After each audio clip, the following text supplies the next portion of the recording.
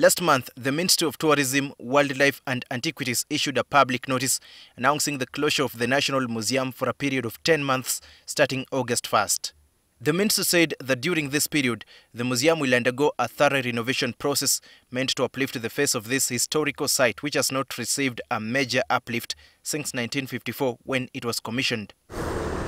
Uganda Museum being one of the major places frequented by both local and foreign tourists, its temporary closure caused suspicion that government is likely to lose immensely in terms of revenue.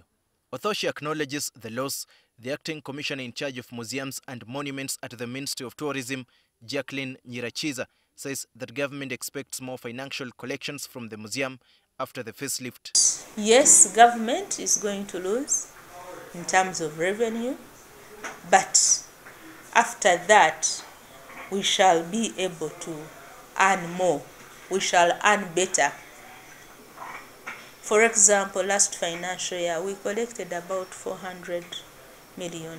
I would say, with our strategic plan for museums and monuments, where we have been at 400, in the next 5 years, by 2029, we should be at least at 1 billion.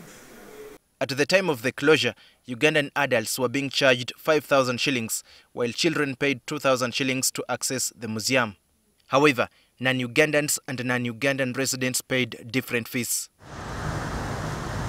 Nyiracyiza explains that the need to renovate the museum has been overdue, putting the historical collections and museum workers at risk due to the dilapidated structures. The old building, which was for 1954, and all these others, have not had significant refurbishment. If I can talk only about electricals, all wires have been corroded because remember they used the old system of wiring, and so we've had that need of refurbishment and reorganization of the museum for a long time.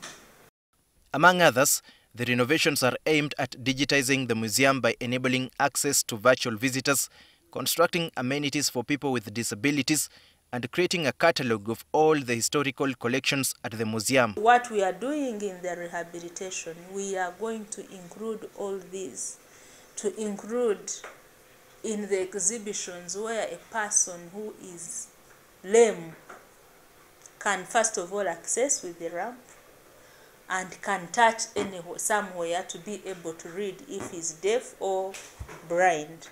We want to we are exploring all that to make sure that we have an all-inclusive museum. And of course, within this rehabilitation, we shall of course change the facade. Most of you are aware that at the museum we pay with cash. So we are digitalizing the e-payment systems. During the 10 months of the closure, tourists are advised to make use of the regional museums like Uganda Railway Museum in Jinja, Kabale Museum and Cultural Center, Soroti Regional Museum, Karamoja Regional Museum, as well as other institutional and community museums which offer similar services.